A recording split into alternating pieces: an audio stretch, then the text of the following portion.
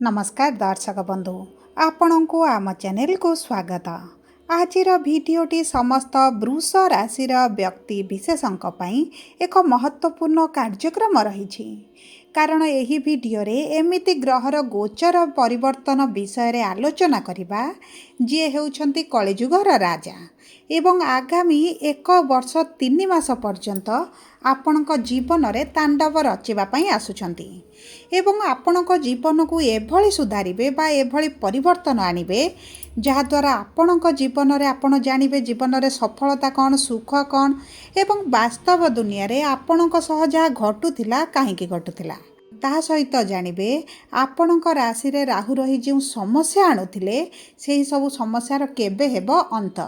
देखंतु दर्शक बंधु आपणक राशिर 10म गृह रे राहु वृद्धा अवस्था रही किंतु एही सेप्टेम्बर मास 15 तारिख दिन निजर युवा अवस्था को फेरिबे एवं तांकर प्रचंड प्रभाव आरंभ हेबो। देखंतु जेतेबेले राहु वृद्धा अवस्था थिले एवं प्रभाव शून्य होइथिले एवं सेतेबेले से शोइबा अवस्था थिले सेही समय तांकठारु शुभ फल आशा करिबा हेउछि बोकामी किंतु एबे आपणक जीवन रे प्रकृत खेल आरंभ हेबाकु जाउछि।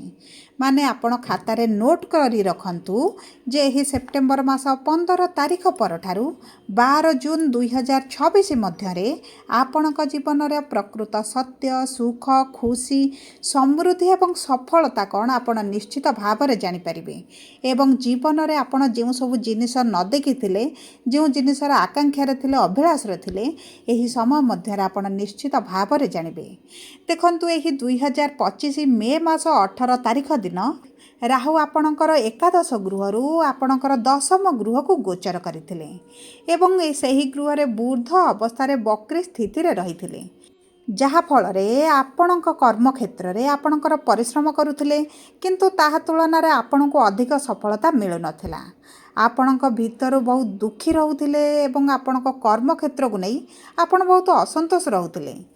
ता सहित देखंतु आपणक कर्म क्षेत्र हेउ बा परिवार हेउ आपणक कथार मूल्य कमी जाइथिला आपणक कथा को एते केही भ्यालु दउ नथिले।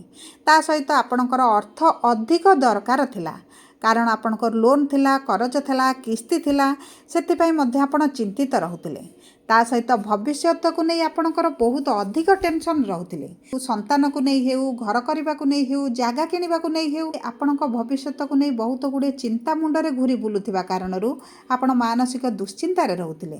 बाहर लोकंक टेंशन सहित घर लोकंक टेंशन मध्ये आपण को बेसी चिंतित कराउथिले किंतु व्यस्त हेबार आवश्यकता नहीं कारण राहु एबे आपणक जीवन में रचिबे नुआ कहानी किंतु भिडियोटी को विस्तार भाव में बुझा राहुंक प्रभाव जानिबा राहुंकर जो शुभ परिवर्तन आसुची ताहा जानिबा पूर्वरु जदि आपणकर वृष राशि होइथाए एवं आपण भी ईश्वर को आंतरिक भक्ति एवं विश्वास करती तेबे भिडियोटी को लाइक करंतु कमेंट बॉक्स रे जय जगन्नाथ जय माँ लक्ष्मी अवश्य लिखि दियंतु।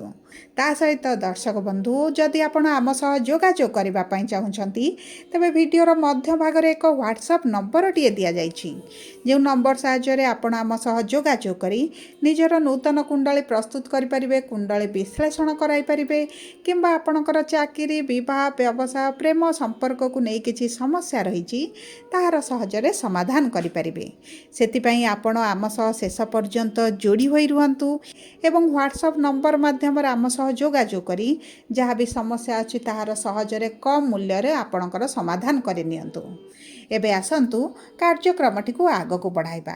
देखंतु राहु आपणक जीवन को बदलाइबा पई एही सेप्टेम्बर मास 15 तारिख ठारू आसुछती आपणकर मन स्थिति को एभली बदलाइबे जे आपण केवल अर्थ एवं सफलता पछरे आग को गति करिवे आपण विश्व योद्धा बनिबा पई जाउछंती आपण को किए कोन भाबुथिला आपण ताहाको पछरे छाड़ी अतीत को पछरे छाड़ी आग को बढ़िबा पई चिंता करिवे कारण देखंतु जदि आपण अतीत को धरी बसंती तेबे आपणक सफलता रे बाधा सृष्टि हेबो तेणु करी केवल आग को देखंतु एवं आग को बढ़िबा आरंभ करंतु।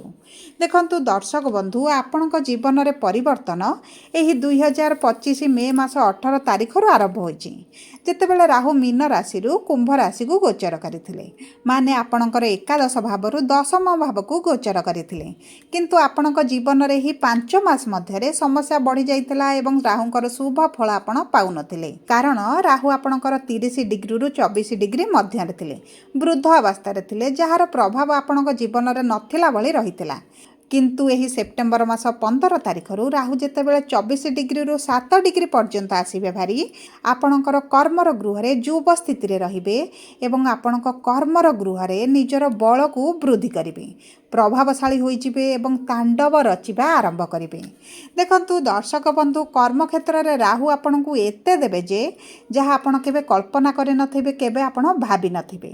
ସର୍ବପ୍ରଥମେ ଯେଉଁମାନଙ୍କ ପାଖରେ ଟ୍ୟାଲେଣ୍ଟ ଥିଲା, ନଲେଜ ଥିଲା, କିନ୍ତୁ ଆପଣଙ୍କୁ ଚାକିରି ମିଳୁନଥିଲା, ବ୍ୟବସାୟ କରିପାରୁନଥିଲେ, ସଫଳତା ପାଉନଥିଲେ, ସେହି ବ୍ୟକ୍ତି ବିଶେଷମାନଙ୍କୁ ମନପସନ୍ଦର ଚାକିରି ମିଳିଯିବ। ଆପଣ ଯଦି ବ୍ୟବସାୟ କରିବା ପାଇଁ ଚାହୁଁଛନ୍ତି, ଆପଣ ନୂତନ ବ୍ୟବସାୟ ମଧ୍ୟ ଆରମ୍ଭ କରିବେ। ବ୍ୟବସାୟରେ ସଫଳତା ପାଇବା ଆପଣଙ୍କର ଆରମ୍ଭ ହୋଇଯିବ। ଯଦି ଆପଣଙ୍କୁ କର୍ମକ୍ଷେତ୍ରରୁ ବାହାର କରାଦିଆଯାଇଥିଲା, ଆପଣଙ୍କୁ ତଡ଼ି ଦିଆଯାଇଥିଲା, ପୁନର୍ବାର ସେହି କର୍ମକ୍ଷେତ୍ରରେ ଆପଣଙ୍କୁ ପୋଷ୍ଟିଂ କରାଇବେ, ଆପଣଙ୍କୁ ଡାକରା ଆସିବ ଏବଂ ସେହି କର୍ମକ୍ଷେତ୍ରରେ ଆପଣଙ୍କର ଭ୍ୟାଲୁ ବଢ଼ିବା ଆରମ୍ଭ ହେବ। ଆପଣଙ୍କ ମାନ ସମ୍ମାନ ବଢ଼ିବା ସହିତ ପୋଷ୍ଟରେ ମଧ୍ୟ ଆପଣଙ୍କର ଉନ୍ନତି ଦେଖାଯିବ। ତା ସହିତ ଦେଖନ୍ତୁ, ଯଦି ଆପଣ ପୂର୍ବରୁ ବ୍ୟବସାୟ କରୁଛନ୍ତି, ତେବେ ସେଥିରେ ଆପଣଙ୍କର ଅଧିକରୁ ଅଧିକ ସଫଳତା ମିଳିବା ଆରମ୍ଭ ହେବ। ରାହୁ ଆପଣଙ୍କ ଦ୍ୱିତୀୟ ଗୃହକୁ ମଧ୍ୟ ଦୃଷ୍ଟି ଦେଉଛନ୍ତି। ଯଦି ଆପଣ ଟ୍ରେଡିଂ କରୁଛନ୍ତି, ଆପଣ କଳାକାର ଅଛନ୍ତି, ଆପଣ ସିଙ୍ଗର ହେଇଥାନ୍ତି, ଡ୍ୟାନ୍ସିଂ କରୁଛନ୍ତି କିମ୍ବା କୌଣସି ଅନଲାଇନ୍ କାମ କରୁଛନ୍ତି, ଯେଭଳି ୟୁଟ୍ୟୁବ୍ ଭିଡ଼ିଓ ହେଉ, ଆପଣ ଇନଫ୍ଲୁଏନ୍ସର ହୁଅନ୍ତୁ, କିମ୍ବା ଆପଣ ଯଦି କୌଣସି ଏଜେନ୍ସିରେ କାମ କରୁଛନ୍ତି, ସରକାରୀ ଲେବୁଲରେ କାମ କରୁଛନ୍ତି, ସରକାରଙ୍କର କାର୍ଯ୍ୟ କରୁଛନ୍ତି, ସିକ୍ୟୁରିଟି କାମ କରୁଛନ୍ତି, ଦେଖନ୍ତୁ ସେହିମାନଙ୍କ ଜୀବନରେ ଜବରଦସ୍ତ ସଫଳତା ମିଳିବ। ତା ସହିତ ଆପଣ ଯଦି ବିଦେଶ ଯିବାକୁ ଚାହୁଁଥିଲେ, ଆପଣଙ୍କ ପଢ଼ିବା ପାଇଁ ହେଉ କିମ୍ବା କର୍ମକ୍ଷେତ୍ର ପାଇଁ ହେଉ, କିନ୍ତୁ ଆପଣଙ୍କର ବାଧା ବିଘ୍ନ ଆସୁଥିଲା, ଆପଣଙ୍କର ସେହି ସବୁ ବାଧା ବିଘ୍ନ ଦୂର ହୋଇଯିବ। ଆପଣଙ୍କୁ କର୍ମକ୍ଷେତ୍ରରେ ସଫଳତା ମିଳିବା ଆରମ୍ଭ ହେବ। ଆପଣ ବିଦେଶରେ ରହିଲେ ମଧ୍ୟ ସଫଳତା ପାଇବା ଆରମ୍ଭ କରିବେ। ତାପରେ ଦେଖନ୍ତୁ, ଆପଣଙ୍କର ପିତାଙ୍କର ସମ୍ପୂର୍ଣ୍ଣ ସହଯୋଗ ଆପଣଙ୍କୁ ମିଳିବା ଆରମ୍ଭ ହେବ। ଆପଣ ନିଜ ନିଷ୍ପତ୍ତି ନିଜେ ନେବା ଆରମ୍ଭ କରିବେ। ପୂର୍ବରୁ ଯେଉଁ ଅନ୍ୟମାନଙ୍କ ଦ୍ୱାରା ଆପଣ ନିଷ୍ପତ୍ତି ନେଉଥିଲେ, ଅନ୍ୟମାନଙ୍କ ଦବାବରେ ରହୁଥିଲେ, ସେହି ସବୁ ସମସ୍ୟା ଆପଣଙ୍କ ଜୀବନରୁ ହଟିଯିବ। ଆପଣଙ୍କର ଧନର ଗୃହକୁ ରାହୁଙ୍କର 5ମ ଦୃଷ୍ଟି ରହୁଛି। ଆପଣ ଏହି ସମୟ ମଧ୍ୟରେ ଅର୍ଥ ସଞ୍ଚୟ କରିବା ଆରମ୍ଭ କରିବେ। ଲୋକଙ୍କ ସହିତ ଆପଣଙ୍କର ସମ୍ପର୍କ ବଢ଼ିବ, ଲୋକ ପରିଚିତ ହେବେ, ପରିବାର ଲୋକଙ୍କୁ ଆପଣ ପସନ୍ଦ ଆସିବା ମଧ୍ୟ ଆରମ୍ଭ ହୋଇଯିବ। ତା ସହିତ ଆପଣଙ୍କର ବହୁତ ଗୁଡ଼ିଏ ସ୍ରୋତରୁ ଆପଣ ଧନ ରୋଜଗାର କରିବା ଆରମ୍ଭ କରିବେ ଏବଂ ଆପଣଙ୍କ ବୈବାହିକ ସମ୍ପର୍କରେ ମଧ୍ୟ ଆପଣ ପରିବର୍ତ୍ତନ ଦେଖିବେ। ଯଦି ଆପଣ ପ୍ରେମ ସମ୍ପର୍କରେ ଅଛନ୍ତି, ଆପଣଙ୍କର ବିବାହ ହେବାର ମଧ୍ୟ ସମ୍ଭାବନା ଅଛି। ସବୁ ପରେ ଦେଖନ୍ତୁ ଦର୍ଶକ ବନ୍ଧୁ, ଆପଣଙ୍କ କୁଣ୍ଡଳୀରେ ଯଦି ରାହୁ ଉଚ୍ଚ ଥିବେ, ତେବେ ଆପଣଙ୍କ ଜୀବନରେ ଏହିଭଳି ସବୁ ଉଚ୍ଚ ସଫଳତା ଆପଣ ପ୍ରାପ୍ତି କରିବେ। ଯଦି ଆପଣଙ୍କର କୁଣ୍ଡଳୀରେ ରାହୁ ଖରାପ ଥିବେ, ତେବେ ଆପଣଙ୍କୁ କୁଣ୍ଡଳୀ ବିଶ୍ଳେଷଣ କରାଇ ରାହୁଙ୍କର କିଛିଟା ପ୍ରତିକାର କରି ଆପଣଙ୍କ ଜୀବନରେ ଏହି ଯେଉଁ ସୁବର୍ଣ୍ଣ ମୁହୂର୍ତ୍ତ ଚାଲିବ, ତାହାର ମଧ୍ୟ ଆପଣ ଫାଇଦା ଉଠାଇ ପାରିବେ। ତେବେ କୁଣ୍ଡଳୀ ବିଶ୍ଳେଷଣ କରାନ୍ତୁ, ଜାଣନ୍ତୁ ଆପଣଙ୍କ କୁଣ୍ଡଳୀରେ ଗ୍ରହ ସ୍ଥିତି କିଭଳି ଅଛି ଏବଂ ରାହୁ କିଭଳି ଅଛନ୍ତି। ଏବଂ ଦେଖନ୍ତୁ, ଆପଣଙ୍କର ଷଷ୍ଠ ଗୃହକୁ ରାହୁଙ୍କର 9ମ ଦୃଷ୍ଟି ରହୁଛି, ଯାହାଫଳରେ ଆପଣଙ୍କ ଉପରେ ଯଦି କେହି ମିଥ୍ୟା କେସ୍ ଲଗାଇଥିଲେ, ଫସେଇକି ରଖିଥିଲେ, ଆପଣଙ୍କୁ ସମସ୍ୟାରେ ପକାଇଥିଲେ, ତେବେ ସେହି ବ୍ୟକ୍ତିର ବର୍ବାଦ ହେବାର ସମୟ ମଧ୍ୟ ଆରମ୍ଭ ହୋଇଯିବ। କାରଣ ରାହୁ ଆପଣଙ୍କର ପ୍ରତିଶୋଧ ନେବା ଆରମ୍ଭ କରିବେ। ଦେଖନ୍ତୁ, ରାହୁ ହେଉଛି ଏକ ରାକ୍ଷସ ଗ୍ରହ, ରାକ୍ଷସ ପ୍ରକୃତିର ଗ୍ରହ।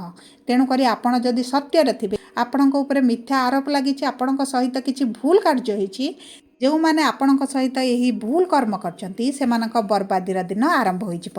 ତା ସହିତ ଯଦି ଆପଣ କରଜରେ ଅଛନ୍ତି, ଲୋନରେ ଅଛନ୍ତି, କିସ୍ତିରେ ଅଛନ୍ତି, ସେହି ସବୁ ମଧ୍ୟ ଏହି ସମୟ ମଧ୍ୟରେ ଶେଷ ହୋଇଯିବ। ଆପଣ ଏହି ସମୟ ମଧ୍ୟରେ ଯେତେ ଅଧିକ ପରିଶ୍ରମ କରିବେ, ସେତେ ଅଧିକ ସଫଳତା ପାଇବେ। ବହୁତ ବଡ଼ ବଡ଼ ଲୋକଙ୍କ ସହିତ ଆପଣଙ୍କର ସମ୍ପର୍କ ବୃଦ୍ଧି ହେବ। ନେତା ମନ୍ତ୍ରୀମାନଙ୍କ ସହିତ ମଧ୍ୟ ଆପଣଙ୍କର ସମ୍ପର୍କ ବଢ଼ି ଉଠିବ। ତା ସହିତ ଚତୁର୍ଥ ଗୃହକୁ 7ମ ଦୃଷ୍ଟି ରାହୁଙ୍କର ଥିବାରୁ ଆପଣଙ୍କ ପରିବାର ଭିତରେ ଝଗଡ଼ା ବଢ଼ିଯିବ। ଆପଣଙ୍କ ପରିବାର ଭିତରେ ଆପଣଙ୍କୁ ନେଇ ଈର୍ଷାପରାୟଣ ମଧ୍ୟ ହୋଇପାରନ୍ତି। ତା ସହିତ ଦେଖନ୍ତୁ, ସବୁଠାରୁ ବଡ଼ କଥା ହେଲା ଆପଣଙ୍କ ମାଆଙ୍କ ସ୍ୱାସ୍ଥ୍ୟର ସମସ୍ୟା ବଢ଼ିଯିବ।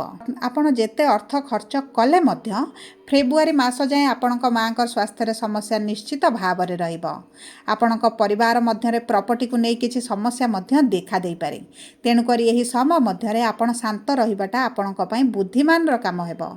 जदि आपण किसी प्रॉपर्टी बा जागा को बिक्री करने चाहूले किंतु बहुत गुड़े समस्या आसूला आप बिक्री कर नथिले तेबे मध्य यही सब समस्या आपणकर दूर हो आपणक प्रॉपर्टी बिक्री हो सबु पर मध्य आपणकर मन टिके विचलित रहिबो आपण टिके अशांत रही पारंती। तेबे यही सब अशांत एवं विचलित को दूर करबा पई आपणक जीवन में राहुंकर शुभ प्रभाव पाइबा पई आपण कुकुर को प्रतिदिन रुटी किंबा बिस्कुट खाइबा पई दियंतु। ता सहित आपण शिव तांडव स्रोत हेउ किंबा शिव चालीसा हेउ किंबा आपण रुद्राष्टकम पाठ करने आरंभ करंतु। यह आपणक जीवन में अशुभत्व को दूर कर शुभ प्रभाव को वृद्धि करिबो। ता सहित देखंतु अधिक शुभाशुभ फल प्राप्ति पाई आपण शनिवार दिन घरर पश्चिम दिगरे सोरिष तेलर एक दीप प्रज्वलित कर दियंतु। यह आपणक मध्य अशुभत्व दूर करी राहुंक ठारू शुभ फल प्रदान करिबो। जदि आपणकर वृष राशि होइथाय वीडियोटी किभଳି लागिला कमेंट बॉक्स रे लिखि जणांतु। जदि आपणक प्रियजनकर वृष राशि होइथाय वीडियोटी तांको सह शेयर करंतु। जदि प्रथम थर आम चैनल को आसिछंती चैनल टी को सब्सक्राइब करंतु। पाखरे थिबा बेल आइकन को प्रेस करंतु।